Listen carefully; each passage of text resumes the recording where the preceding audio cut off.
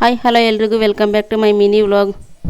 ಇದು ಶನಿವಾರದ ವೀಡಿಯೋ. ಇದು ಏಕಾದಶಿ ಹಬ್ಬದ ದಿನ ವೀಡಿಯೋ. ಇದು ಬೆಳಗಿನ ಜಾವ ಒಂದು 5 ಗಂಟೆಗೆ ಎದ್ದಿದೆ. ಎದ್ಬಿಟ್ಟು ಇವತ್ತು ಹಬ್ಬ ಎಲ್ಲ ನೀಟಾಗೆಲ್ಲ ಸಾರಿಸಿ ಎಲ್ಲ ಕ್ಲೀನ್ ಮಾಡ್ಕೊಳ್ಳೋಣ ಅಂತ 5 ಗಂಟೆಗೆ ಎದ್ಬಿಟ್ಟು ಹೊರಗಡೆ ಎಲ್ಲ ಕ್ಲೀನ್ ಮಾಡ್ಕೊಳ್ಳೋ ಅಂತ ಫಸ್ಟ್ ಎಲ್ಲ ಕಸ ಗುಡಿಸ್ಬಿಟ್ಟು ಎಲ್ಲ ನೀರೆಲ್ಲ ನಮ್ಮ ಮನೆಯವರೇ ಇವತ್ತೆಲ್ಲ ನೆಲಕ್ಕೆಲ್ಲ ನೀರು ಬಿಟ್ಕೊಟ್ರು.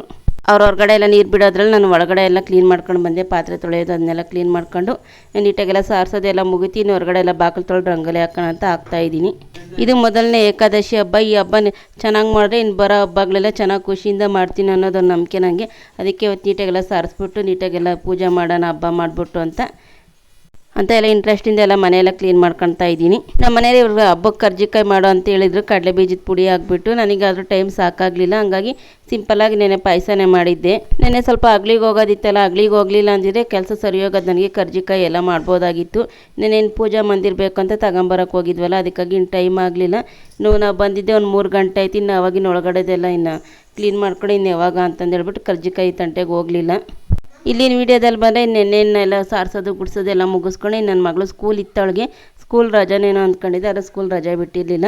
ಅವಳಿಗೋಸ್ಕರ ಇನ್ನು ಅವಲಕ್ಕಿ ತಿಂಡಿ ಮಾಡೋಣ ಅಂತ ಅವಲಕ್ಕಿ ಎಲ್ಲ ಕೇರ್ಬಿಟ್ಟು ನೆನಾಕ್ಬಿಟ್ಟು ಇಲ್ಲಿ ಅವಲಕ್ಕಿ ಒಗ್ಗರಣೆ ಹಾಕ್ತಾಯಿದ್ದೀನಿ. ಇವತ್ತಿನ ಮಿನಿ ವ್ಲಾಗ್ ಇದಾಗಿತ್ತು. ಇಷ್ಟ ಆಗಿದೆ ಪ್ಲೀಸ್ ಒಂದು ಸಬ್ಸ್ಕ್ರೈಬ್ ಮಾಡ್ಕೊಂಡು ಒಂದು ಲೈಕ್ ಕೊಟ್ಟು ಸಪೋರ್ಟ್ ಮಾಡಿ. ಸಿಗೋಣ ನಾಳೆ.